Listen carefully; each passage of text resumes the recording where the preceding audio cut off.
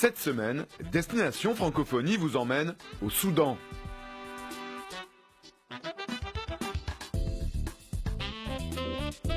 Bonjour et bienvenue en terre méconnue, le Soudan.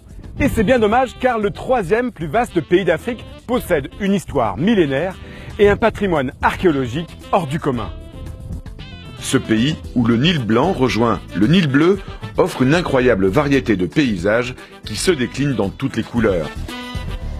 Venir au Soudan, c'est découvrir un pays multiculturel avec une population très diverse, avec pourtant un dénominateur commun, une gentillesse infinie et une hospitalité fabuleuse. D'ailleurs, lorsqu'un Soudanais rencontre pour la première fois une autre personne qu'il ne connaît pas, il la considère toujours comme un ami. L'arabe est la langue officielle au Soudan et la majorité des Soudanais parlent anglais, surtout ici dans la capitale Khartoum.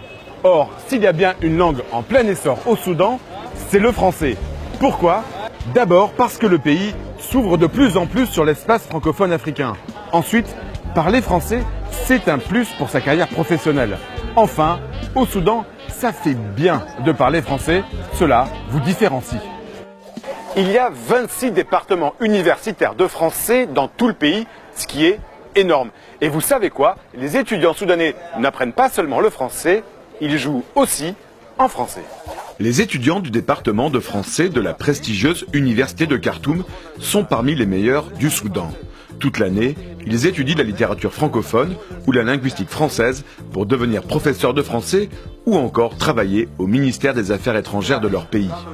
Mais pendant 3 semaines, ces étudiants se transforment en comédiens grâce à leur professeur Benjamin Haddad. Ce jeune Français ne donne pas seulement des cours à l'université.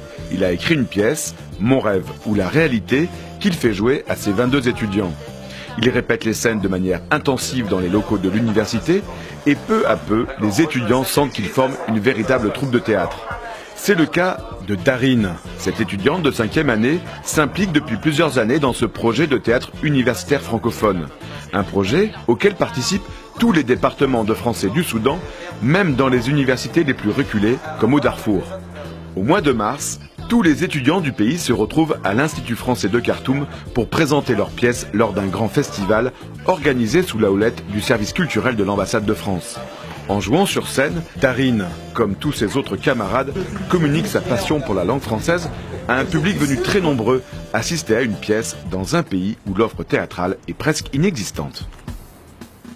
Bonjour Darine. Bonjour. Pourquoi vous avez décidé de participer à ce projet de théâtre? C'est parce qu'en fait, j'adore jouer la comédie, j'adore en fait de jouer plein de rôles différents et j'aime bien le contact du public, j'aime bien faire plein de choses. Qu'est-ce que ça apporte de différent le théâtre? Dans une salle de classe, en fait, on n'a pas vraiment d'interaction, on répond seulement aux questions, on ne bouge pas, on reste sur place. Alors que c'est une pièce de théâtre, en fait, on peut tout essayer, on peut improviser, on peut dire des choses en fait qui sortent du texte, c'est possible.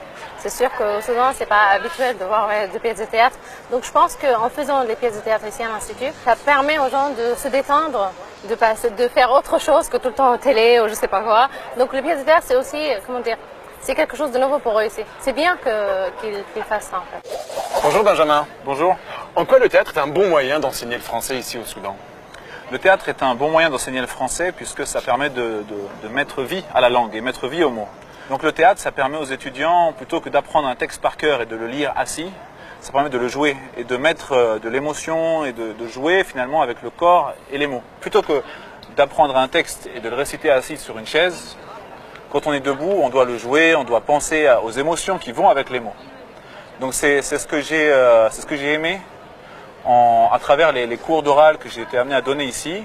J'ai introduit petit à petit le théâtre et maintenant je ne m'en passe plus. Est-ce que tu as remarqué des progrès dans l'apprentissage du français grâce au théâtre?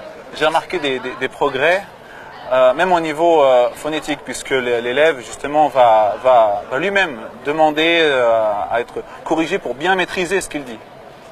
Et donc le fait aussi de parler à haute voix, on est obligé de faire ça, donc ça facilite la correction je trouve et la mémorisation.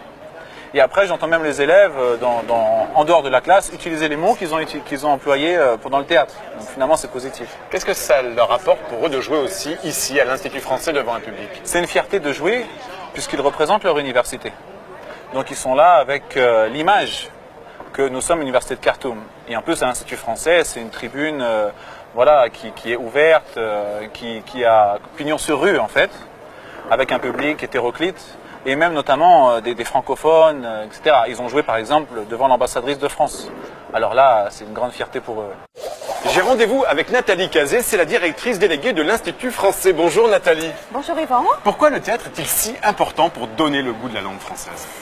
Ici au Soudan, il y a une vraie tradition de l'expression orale. C'est quelque chose qu'on trouve dans la poésie, on le trouve aussi dans le débat d'idées et c'est aussi vrai pour le théâtre. Donc chaque fois qu'on organise quelque chose à l'Institut français en lien avec le théâtre, on a un public qui est là, qui est captivé, qui a envie de venir.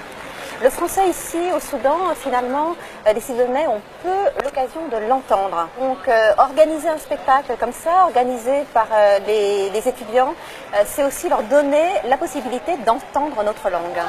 Quand on demande pourquoi les Soudanais, pourquoi ils ont envie d'entendre cette langue qu'ils n'entendent pas comme ça au quotidien, il y a toujours cette notion de beauté de la langue qui apparaît.